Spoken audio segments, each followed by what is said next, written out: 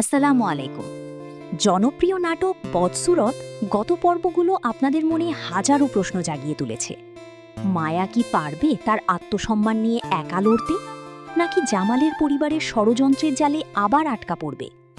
আজকের ভিডিওতে আমরা জানাবো আগামী পর্বে কি হতে যাচ্ছে এবং নতুন পর্বটি কখন মুক্তি পাবে। জামাল একা বসে মায়ার দেওয়া টাকাগুলোর দিকে তাকিয়ে আছে। এমন সময় তার স্ত্রী মরিয়ম ঘরে ঢোকে। তুমি কি এখনো ওই মায়ার কথাই ভাবছো? নিজের ভাই রোমান জেলে পুচ্ছে আর তুমি এক তালাকপ্রাপ্তা মহিলার সম্মানের কথা ভাবছো? সম্মান সবারই থাকে মরিয়ম। মায়া কারো ক্ষতি করেনি, সে শুধু নিজের পায়ে দাঁড়াতে চায়। আর রোমান, ও তো নিজের কর্মফলে জেলে গেছে। মা ঠিকই বলেছে, তুমি বদলে গেছো। মা ভিটে মাটি বিক্রি করে ৮ লাখ টাকা জোগাড় করছে রোমানকে ছাড়াতে। তুমি আটকাতে পারবে না। মায়া সবজি বিক্রি করছে। বসুরি মিয়া বা মজনু দূরে দাঁড়িয়ে ফোনে কারো সাথে কথা বলছে। হ্যাঁ ভাই, কাজ হয়ে যাবে। মায়ার সাহস অনেক বেড়েছে। এবার ওকে এমন এক ফাঁদে ফেলব যে কারো কাছে সাহায্য চাইতেও পারবে না।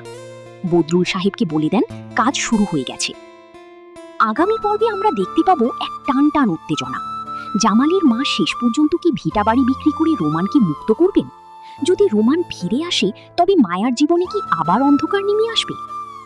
আমাদের ধারণা অনুযায়ী আগামী পর্বে ১. মায়ার দোকানে বড় কোনো হামলা বা আইনি ঝামেলা তৈরি করার চেষ্টা করবে বদরুল ও মজনু। ২. জামাল হয়তো গোপনে মায়াকে সাহায্য করতে গিয়ে নিজের সংসারে অশান্তি ডেকে আনবে। ৩.